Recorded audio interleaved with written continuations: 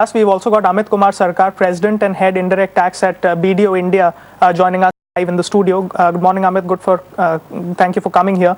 Let's start off with one of the most important issues that has been cleared here. That is the cross empowerment in the IGST. That the state officials will also be treated at par. What is the kind of implication that once it rolls out, this clause will have? So firstly, this has not happened earlier, where you have one legislation on which both the central and the state governments are actually looking at legislating. We yet have to see the fine print, and there's been a lot of discussion in the last few meetings about a vertical split, diagonal split, horizontal split. The fine print hasn't been released as yet. Right. They've said a decision has been arrived at. Yeah. So we need to see firstly how exactly are the two going to work harmoniously. One good thing is the spirit that they have spoken about so far is hopefully getting maintained, which is an assessee should not get double assessed, once by the central officer and once by the state officer. If they maintain that, then I think it's a great move. And very quickly, as far as this cross-empowerment issue is concerned, is it similar to the dual control issue that was crossed in the previous, 2-3 meetings before this as well? It is exactly that. So what you are calling dual control, the policymakers are calling dual empowerment. So it was agreed to at that time and has been implemented in this meeting? Has been agreed to, but as I said, we do not know what has been agreed. It has been agreed that both the center and the states will dual assess, dual control, dual be empowered. Right. But how exactly will they share the powers?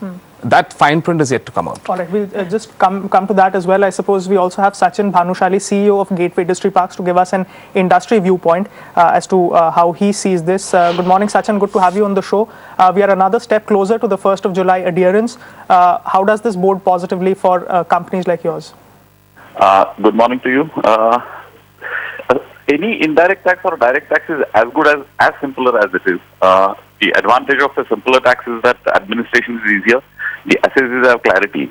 I think on both these counts, the current GST model leaves something to be desired. We have 4 rates which have already been laid out, which is 5%, 12%, 18%, 28%.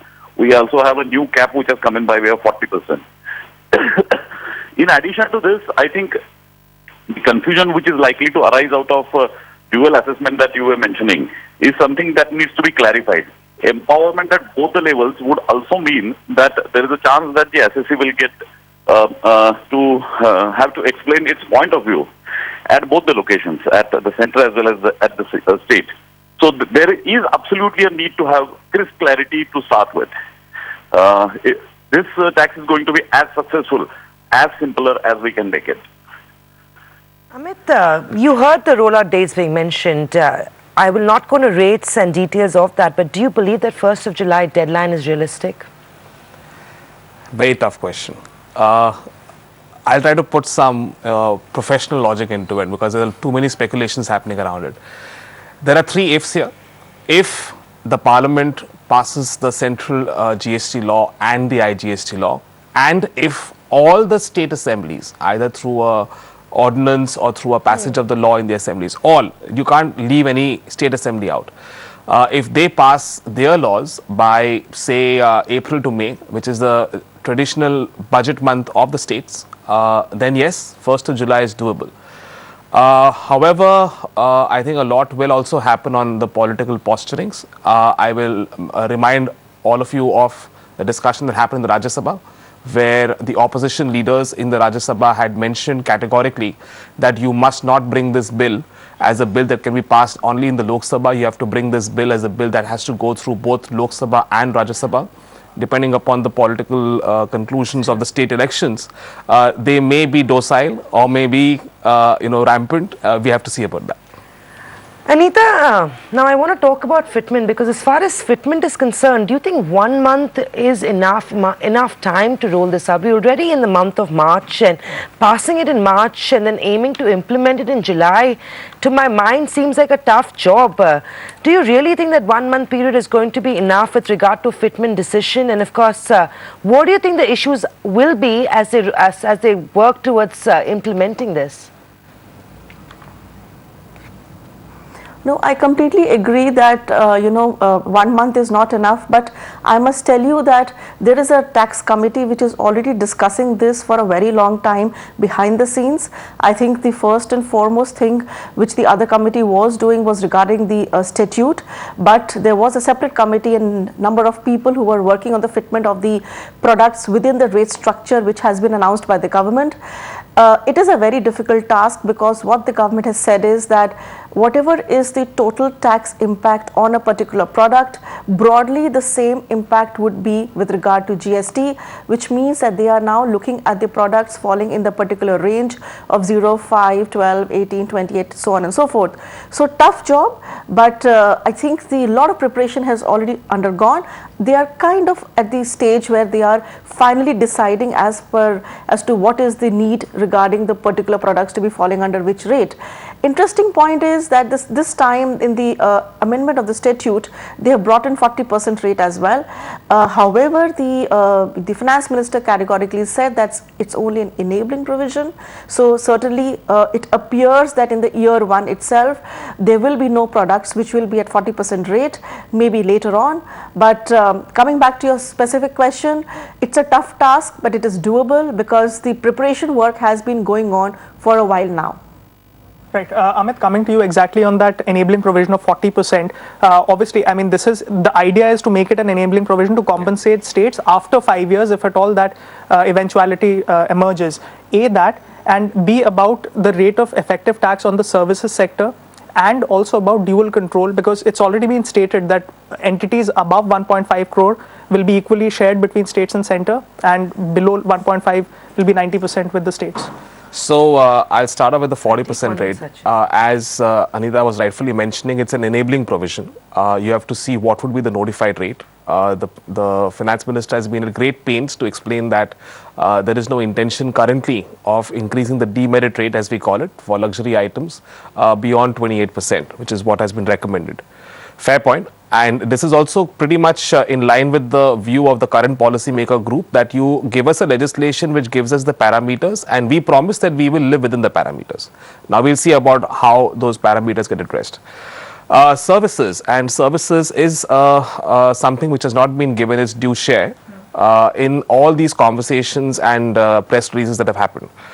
We know that there are a set of products which will go at 5%. We know that there are certain items which are classified as goods of national importance, industrial inputs, inflation-centric products, which will go at 12%. Standard rate is at 18%, and there are luxury items at 28%. If you are going to give such a diverse treatment to transactions in goods, then you have similar types of treatment that you should logically consider for services.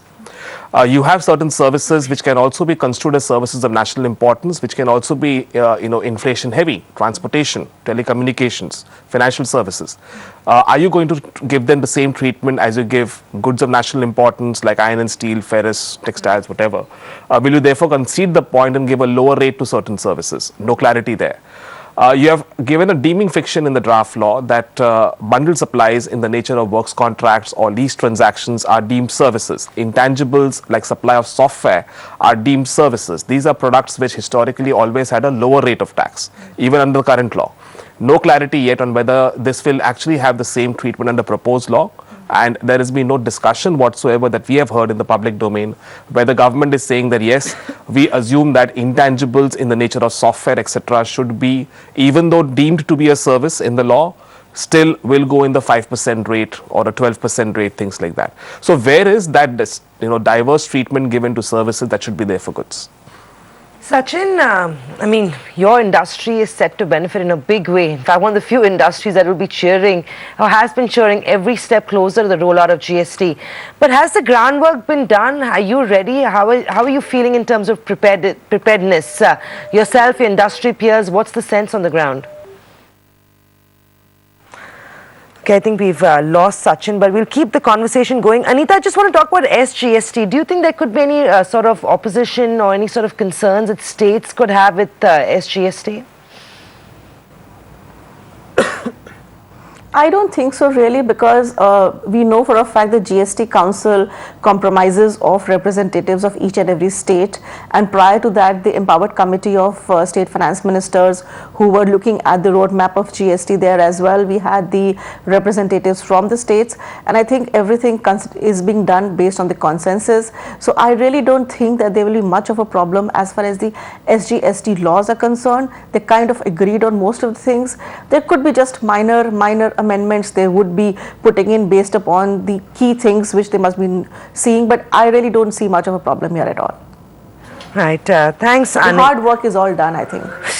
Fingers crossed. I guess it seems like July 1st could be a realistic deadline for now at least, and even if there is a delay for a couple of months, it doesn't seem like it's going to be a game changer.